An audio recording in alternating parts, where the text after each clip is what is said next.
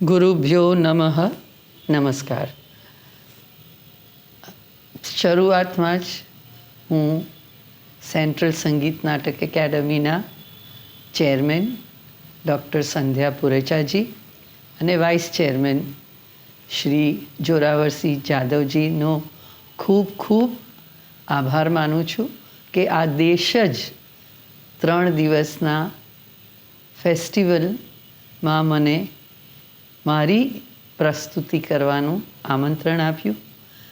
સાથે સાથે સરદઈભાઈ, મયંકભાઈ અને ડિઝાસ્ટર મેનેજમેન્ટ ગુજરાત સ્ટેટના કાર્યકર્તાઓને પણ મારા આભાર માનું છું. આજની આ 3 દિવસનો ફેસ્ટિવલ એ એક અદ્ભુત વિચાર છે કે જે અત્યાર સુધી લોક કળા, લોક પ્રવૃત્તિને ખૂબ ધ્યાન નહોતું, તે એને એક જુદા જ સ્તર પર મૂકશે. શાસ્ત્રીયની સાથે લોકનું પણ એટલું જ મહત્ત્વ છે, કારણ કે એનાથી જ જીવનનો ધબકાર રહે છે. તો આને માટે પણ આ સર્વ લોકોનો ખૂબ ખૂબ ખૂબ અભિનંદન.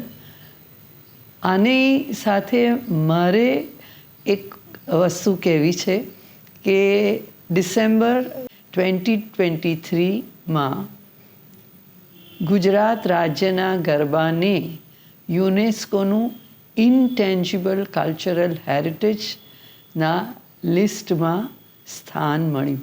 ICH ઇન્ટેન્જિબલ કલ્ચરલ હેરિટેજ એટલે કે આપણી સંસ્કૃતિનો અમૂર્ત વારસો, એનું એક સ્થાન મળ્યું જે આખી દુનિયાને આપણા ગૌરવવંતા ગરબાની વાત કહે છે. આપણે બધા જાણીએ છીએ અને આપણે બધા જીવીએ છીએ. ગરબો is life thread for Gujarat. આ કોઈ નવી વસ્તુ નથી, પણ જ્યારે એને આખી દુનિયાનું રેકગ્નિશન મળે છે, આખી દુનિયામાં ગરબાની સમજણ ઊભી થાય છે, ત્યારે એક એને નવા સ્તર પર પહોંચાડે છે. So what is this intangible cultural heritage? આ સંસ્કૃતિનો અમૂર્ત વારસો શું છે એ પણ જાણવું અને સમજવું જરૂરી છે કે આપણને આ ટેગ તો મળી ગયું, આપણને એનું સ્થાન તો મળી ગયું, પણ એ સ્થાન કેવી રીતે આવે છે અને પછી એ સ્થાનને ટકાવવા આપણે શું કોન્શિયસલી સમજણથી પણ કરવું પડશે, જે અત્યાર સુધી કદાચ થતું જ આવ્યું છે. એમાં કંઈ જ નવાઈની વાત નથી. તો આ એવી વસ્તુ છે કે જેનામાં આપણી સંસ્કૃતિ, આપણી પદ્ધતિઓ, આપણી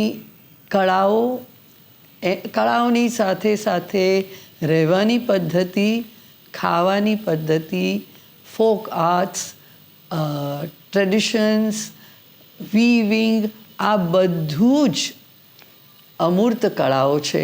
કારણ કે એના વિશે કંઈ લખાયેલું નથી હોતું, લખાયેલું હોય છે તો બહુ જ થોડું.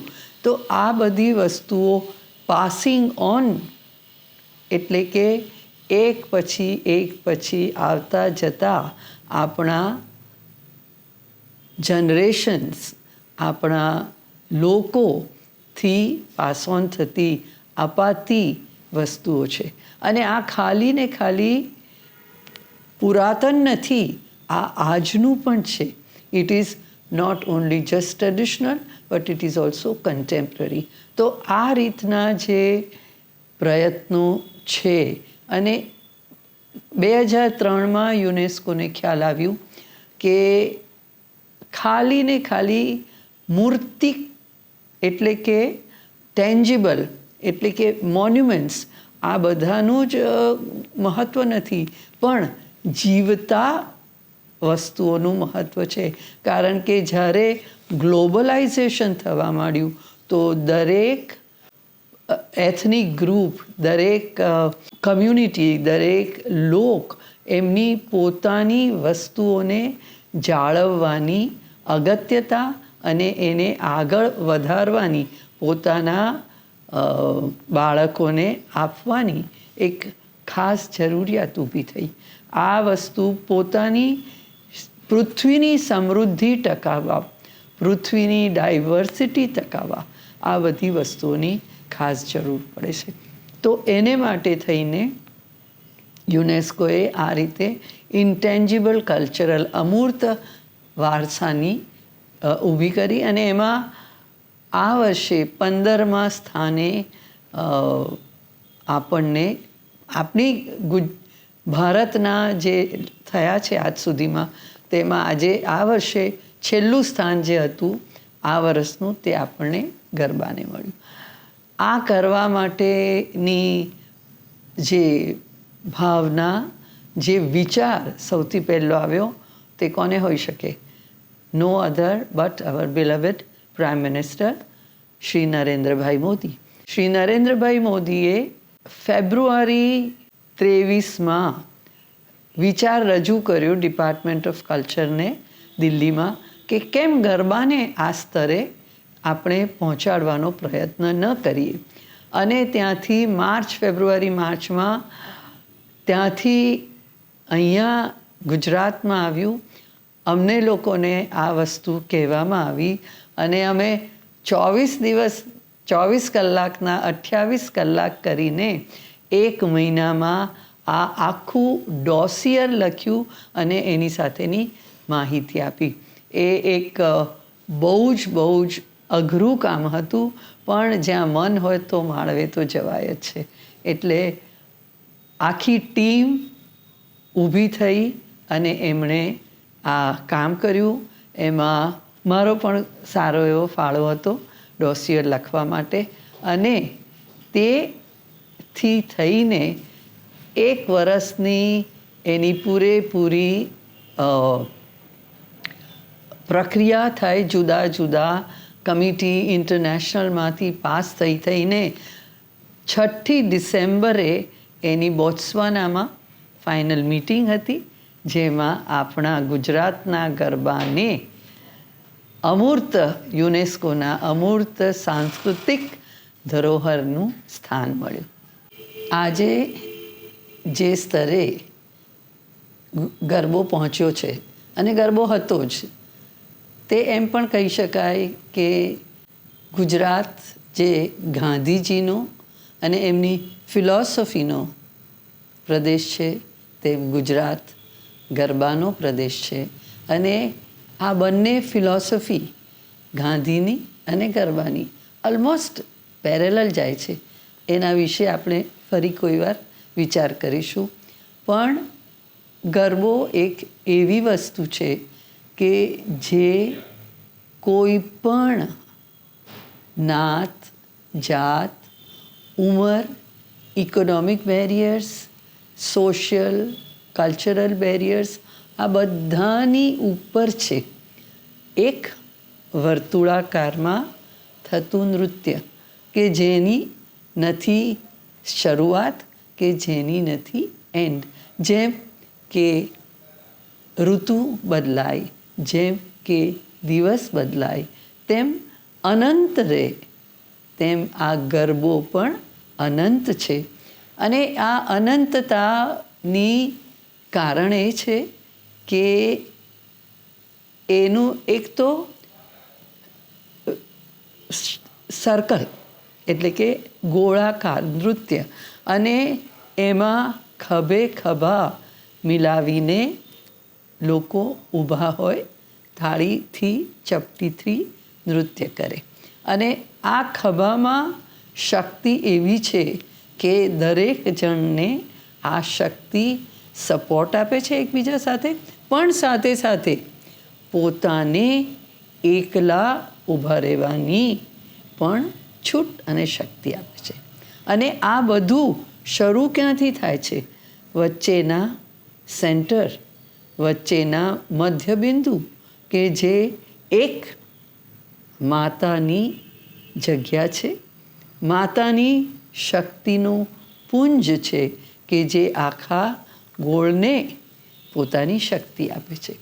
આ રીતે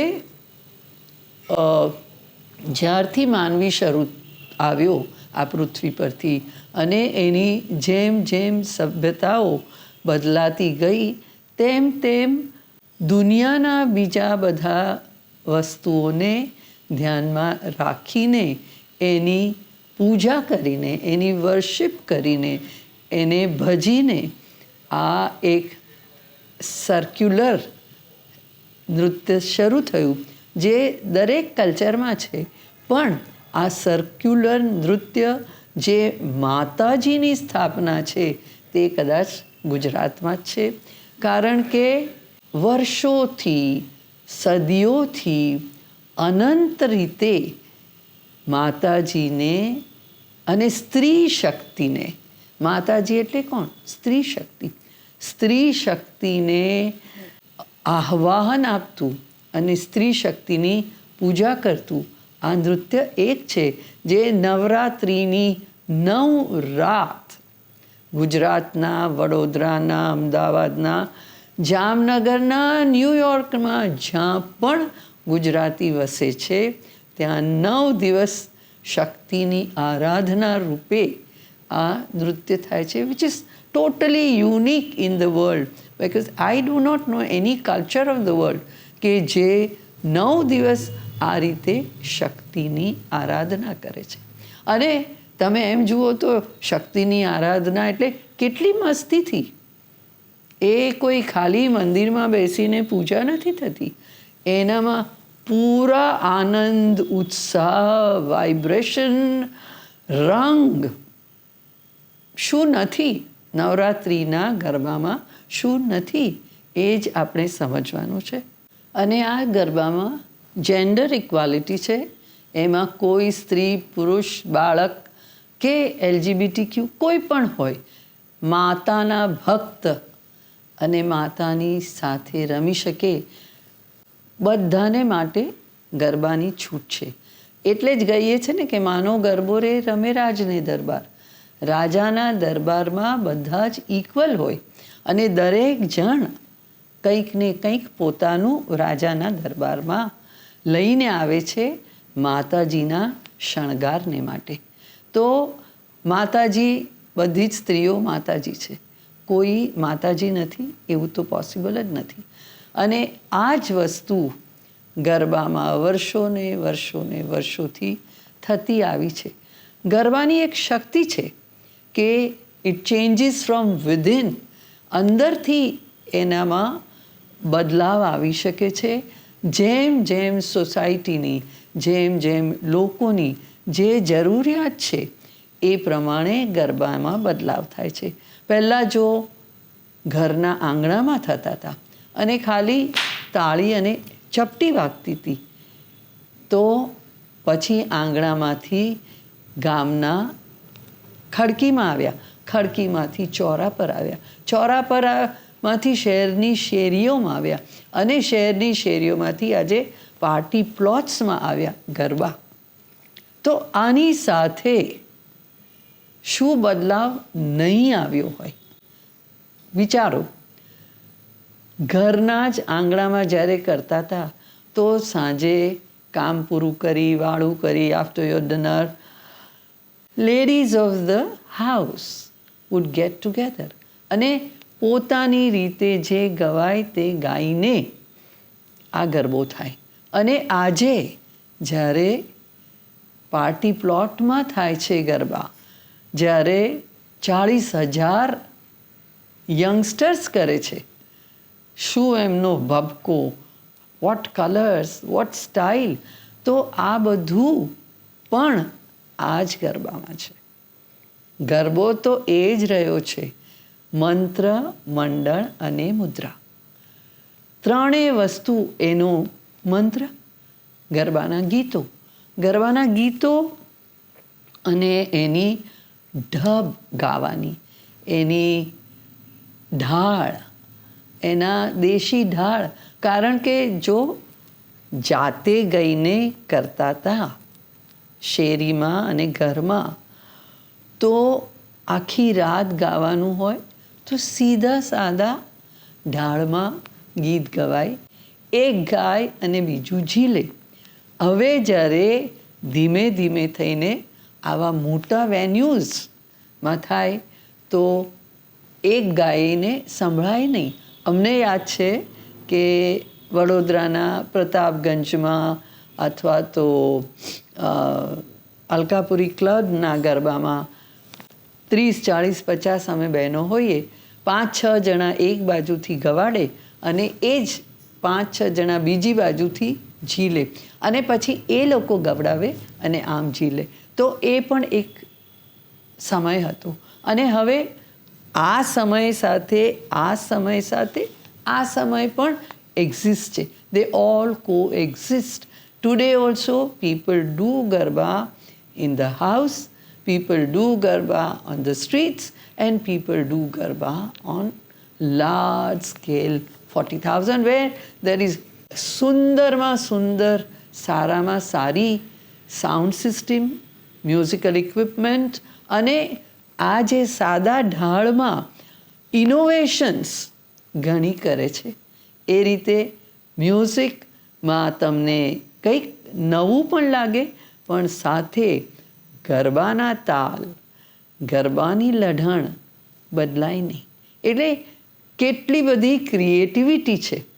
અને can you imagine all the people, બધા જ એ જે ગુજરાતમાં હોય કે સિંગાપોરમાં હોય કે દુબઈમાં હોય, લોકો નવરાત્રિના માટે, હવે તો નવરાત્રિના માટે ખાસ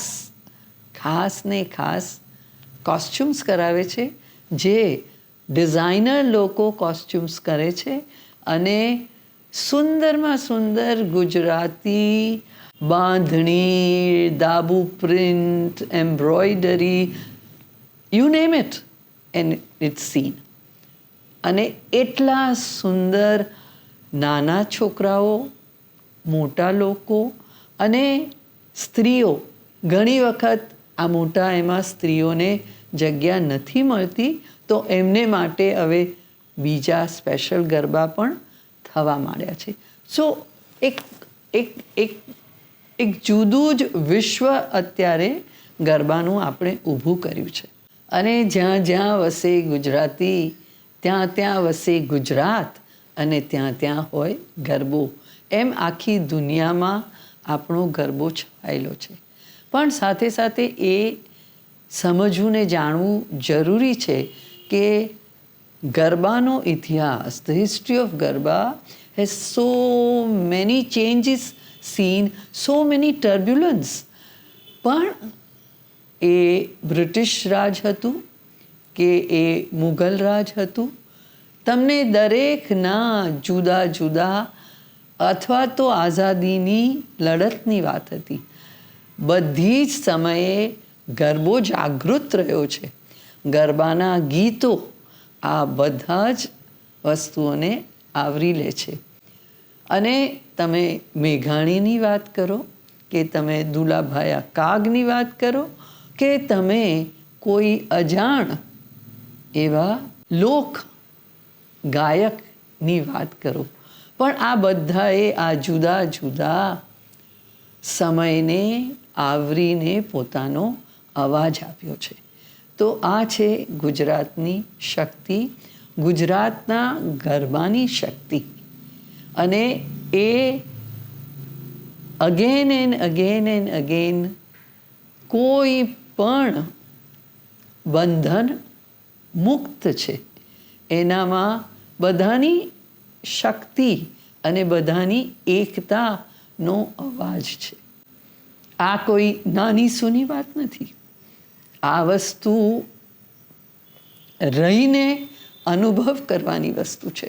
આ વસ્તુ નૃત્ય કરીને, ગાઈને સમજવાની વસ્તુ છે. એ પોતાનામાં ઉતારવાની વસ્તુ છે. જ્યારે માની સાથે એના ખભામાં આવીને પછી નાના નાના બાળકો સુંદર સુંદર કપડાં પહેરીને આવે અને ગરબાના ગ્રાઉન્ડ પર બસ પોતાની મસ્તીથી ફરે, ત્યારે એમને ખ્યાલ પણ નથી કે આ ગરબો શું છે. પણ 50 વર્ષ થાય ત્યારે ખ્યાલ આવે છે કે આ ગરબો શું છે. અને એ જ વસ્તુ ગુજરાતને શક્તિ આપે છે, ગુજરાતની પ્રજાને શક્તિ આપે છે. એનું ધૈર્ય, એની શક્તિ, એની તાકાત આ ગરબાની એકતામાં છે. પણ એની સમજણ બહુ વાર લાગે છે આવતા, પણ નથી આવતી એવું નથી, જરૂર આવે છે. કારણ કે જે જોનાર બેઠા છે તે એમ લાગે કે આ તો એક મોનોટોનસ ડાન્સ છે, એક સરખું ને એક સરખું ચાલ્યા જ કરે છે. કોઈ વાર થોડીક સ્પીડ વધે, કોઈ વાર થોડીક સ્પીડ ઘટે, 3 તાળી પડે, ના તો હીંચ થાય, ના તો કંઈક હીંચના બદલાવ ને દોડ્યું વગેરે વગેરે થાય. પણ છતાં there is an limitation as is in the vision of people. પણ જે કરનાર છે તેને આ મોનોટોની, આ જ વસ્તુ એકાત્મતા આપે છે. આ જ વસ્તુ એકાત્મતા પોતાની જાત સાથે આપે છે. અને ડે આફ્ટર ડે રોજ 3 કલાક, 4 કલાક, 6 કલાક નૃત્ય કરે છે. ગાતા આવડે કે ના આવડે પણ રિધમ ચૂકાતી નથી. ગીત હવે અંગ્રેજી ભાષા થઈ ગઈ છે તો ગુજરાતી ગીતો ઓછા આવડે છે, પણ છતાં હૈયે રાખી હોમ જો ગવાય તો બધા એના ઠેકા પર હોવે કરે છે. એટલે આ એક ઇન્હેરન્ટ ઊભી થતી સમજ છે. પણ આ બધાની સાથે અત્યારે આપણે ઇન્ટેન્જિબલ કલ્ચરલ હેરિટેજ થયા પછી એક સમજવાનું છે કે ગુજરાતનો ગરબો, ગુજરાતની જુદી જુદી પ્રજાઓનો અને જુદા જુદા એથનિક ગ્રુપ્સનો ગરબો છે, તે એ રીતે ટકી રહેવો જોઈએ. એની આગળ પ્રગતિ થવી જોઈએ. એનો પ્રચાર, પ્રસાર અને સમજ વધવી જોઈએ. પછી ગુજરાતના ગરબાને આપણે જો ગાઉન પહેરીને કરીએ તો એ ગરબો કહેવાય કે નહીં, એ એક વિચાર માંગે છે. તાળી એ જ હોય, પણ તમે ચણિયો ચોળી ઓઢણી કે કેડિયું ચોયણું, કુર્તો પાયજામો એને બદલે કોટ પેન્ટ અને ગાઉન પહેરીને કરો તો તમારા બાળકો જે કદાચ કોઈ વેસ્ટર્ન ડાન્સ, કદાચ સોશિયલ ડાન્સ જોવે તો એને સ્પેનિશ ડાન્સ, અમેરિકન ડાન્સ અને ગુજરાતનો ગરબો એનું ફરક કેવી રીતે ખબર પડશે? ભાષા તો ઓછી આવડે છે. તો vision is the direct knowledge. It gives you an inherent knowledge of that life, that culture, that people. So આ બધી નાની નાની લાલ લાઈટો છે જે આપણે ધ્યાનમાં રાખવી જોઈશે. બસ આજે મને આટલી તક આપવા માંડી એને માટે હું I am really very grateful to the central Sangeet Natak academy and their office bearers, and I hope we will અને આપણે સૌ ગુજરાતના ગરબાને કદી ઓછો નહીં પડવા દેવી એની મને પૂરી શ્રદ્ધા છે. જય માતાજી.